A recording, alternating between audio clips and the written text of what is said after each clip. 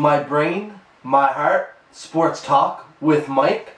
For my bracket so far with March Madness, with the Elite 8, I have 4 teams in the Elite 8. 4 unfortunately have not advanced, but I have 4 teams, so that's not bad. A lot of people only usually have two, maybe 3, because they want to get an upset, or they go with the top seed, and some top seeds are gone. Avalanche, they just keep losing, so it's looking more and more like they're going to be able to draft either Nathan MacKinnon, Seth Jones, or Jonathan Drouin, depending on where they finish. It all depends on who finishes ahead of them. If the Phillies and Panthers finish, get the first and second, and Avalanche get third, looks like they'll probably get Drouin, but I think they're going to go with Seth Jones. It's who they need defensively. I've always said I want Nathan MacKinnon, a hometown kid to cheer for my NHL team. But I wouldn't mind Jonathan Drouin either. They need a winger. It all depends. It all depends. Hockey is not the topic of the day. I'm going to be breaking down the NL Central. If you missed my past episodes, I've already broken down the NL West, the AL West, the AL East, and the AL Central. So today's the NL Central, and tomorrow will be the NL East. So to start it off, I'm going to go with the Cincinnati Reds, who I like. I think they have a really together team, just a lot of chemistry from top to bottom. Last season they finished 97 and 65, first in the division. They lost to my Giants, so thank you, Giants. They picked up Sin-Soo Choo from the Cleveland Indians in a 3-way trade. They lost Scott Rowland, a really great veteran leadership guy, great glove, but he's probably the reason why the Reds didn't advance in the playoffs. The speed outfielder and Drew Stubbs and Didi Gregorius. I like that shortstop there. I think he went to the Diamondbacks, I'm pretty sure. So to start off, their rotation, Matt Latos, Johnny Cueto, Bronson Arroyo, Homer Bailey, those 4 guys there are pretty decent. I mean, they all mesh well together. They all can feed off each other, and like it just feels like if one has an amazing game, the other has an amazing game. If one has a bad game, the other side has an amazing game. That's just they all seem like they always go out and put out their best effort, and I like that. Their bullpen, fantastic, amazing, incredible.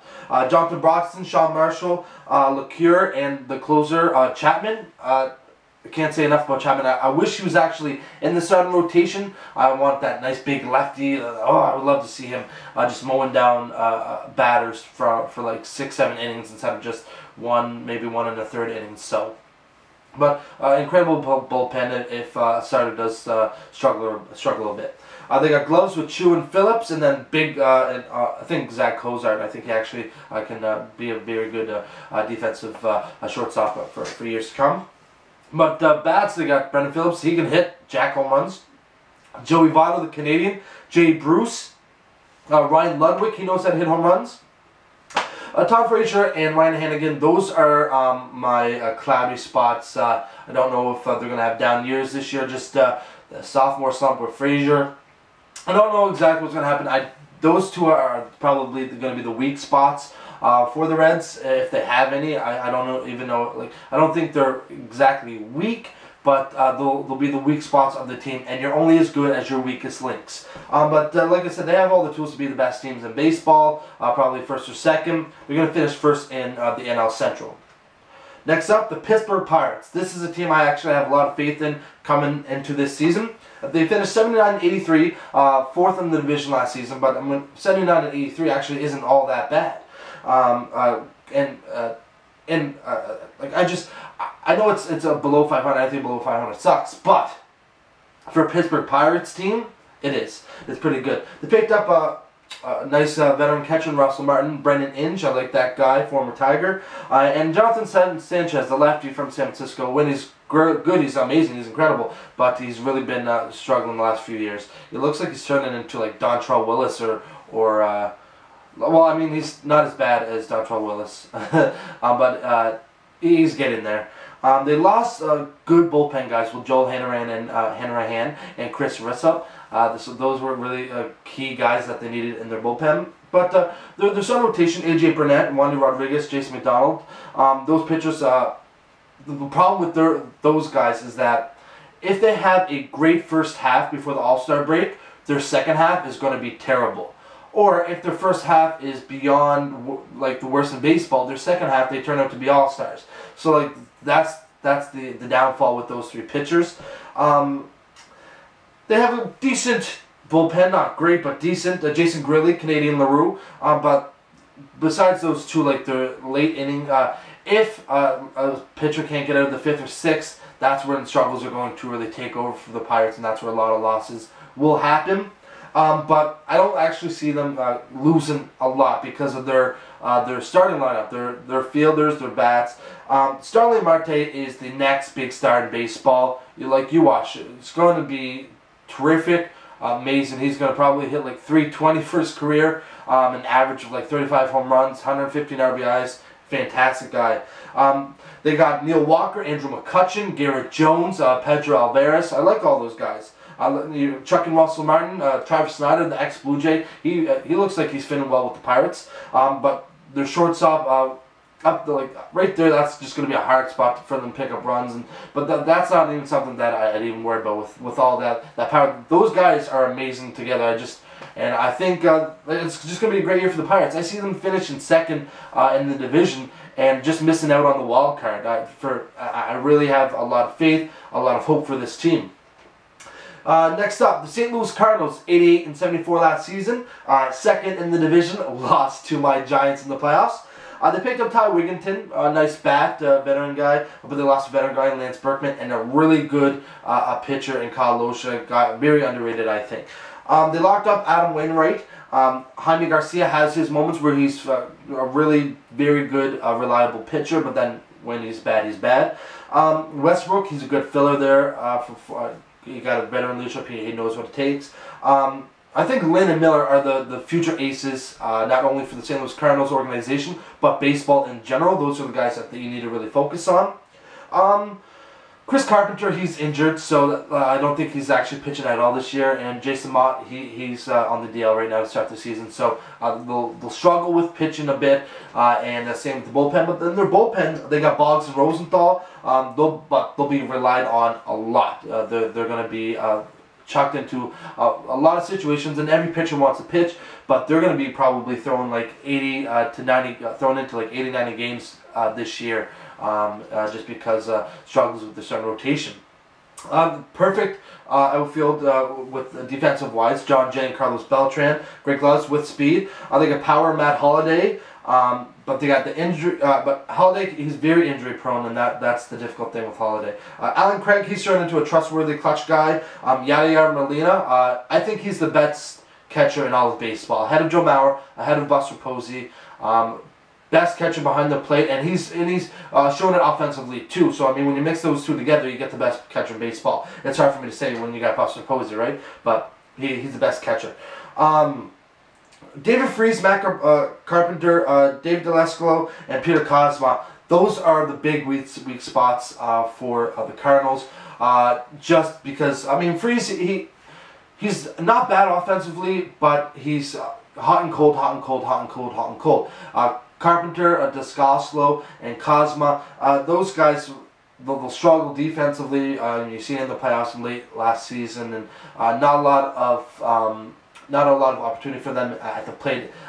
They just seem to get mowed down a lot. So, and just because of that, and the thin bullpen, I got the Cardinals finishing third in the division. They've been a powerhouse, and they're starting to fall off a bit now, mostly because of injuries. Next, the Milwaukee Brewers, 83-79 last season, third in the division. They picked up two guys. They picked up Mike Gonzalez, and they just recently signed Kyle Lohse from the Cardinals. They lost Sean Markham, Francisco Rodriguez, and Nyjer Morgan. For their starting rotation, Gallardo and Narveson are the only two guys I think they can really depend upon. But Gallardo is the only one that could get past the sixth inning consistently. Now they got Kyle Lohse, who's a big innings eater, so and he's really effective. I think he'll do great for Milwaukee. He'll probably be their best pitcher. Bullpen is good, but it's the most unreliable bullpen in major leagues. It's I mean, John Axford, the Canadian, I really like that guy, but he seems to have lost something, and He was on that long streak, but then once the streak was broken, it just seems to be going down for him. Like everything's just very difficult for Axford. Not a bad lineup with Richie Weeks, Ryan Braun, Aramis Ramirez, but they're going to be the guys that you're gonna have to rely on them for everything basically in the batter's box. They'll get a bit of help from Gomez in the field on the base paths, but little small, like their depth at first. I think it's first, short, right, and behind the plate. That is brutal. Those four guys. They'll put those four guys on any other team in Major League Sports, and they're most likely on the bench or in AAA. So that's going to be hard for the Brewers to overcome. They're going to have to make some trades, something. They're going to have to do something because they're going to finish 4th in the division. Milwaukee Brewers, they've been up there, but not this year. And the last team. This is going to be a down year for the Cubs. I actually feel like they're becoming a better team because they have assets in the minors. That I think next year they'll actually make the playoffs, but this year it's just going to be a really brutal year for them. 61 and 101 last season, 5th in the division. They picked up Edwin Jackson, Scott Feldman, Scott Baker, and Carlos Villanueva. Didn't lose anything, so no worries with that. Maybe their biggest loss was Wells, maybe. With their pitching rotation, Matt Garza and Jeff Samardzija. Really hard name to pronounce. They'll be their go-to guys with Edwin Jackson and Scott Feldman. They can do a pretty decent job. Jackson, he's really a surprising guy. You never know what you're going to get from him, though. I think Villanueva, he's just a guy that can't do anything wrong. It just, I mean, he goes out there and he does the job. And his record doesn't speak. It doesn't really help and doesn't do it justice to his record because he's a lot better than what his record dictates. In their bullpen, besides Carlos Marmol, that's it. A lot of leads will be lost because of their bullpen. A lot of games coughed up because of their bullpen, and that's it. They got, in the outfield, they got old guys. Dave DeJesus and Alfonso Soriano. Both guys aren't bad in the box. Soriano's a bit better, but they're getting old and they need to make a deal. They really need to trade Soriano. That's what they need to do. And Nate Scherholtz, he's not a starter in the major leagues. He's a bench guy, a 4th outfielder. That's what he was with the Giants mostly, and that's what he should be on most teams. Anthony Rizzo, he's a rising star with a lot of power, and he knows how to hit them gaps. Starlin Castro, he's one of the best defensive shortstops in the league, and his bat's coming together pretty well. Darwin Barney, who won a Gold Glove. I don't think he should have. Brandon Phillips should have.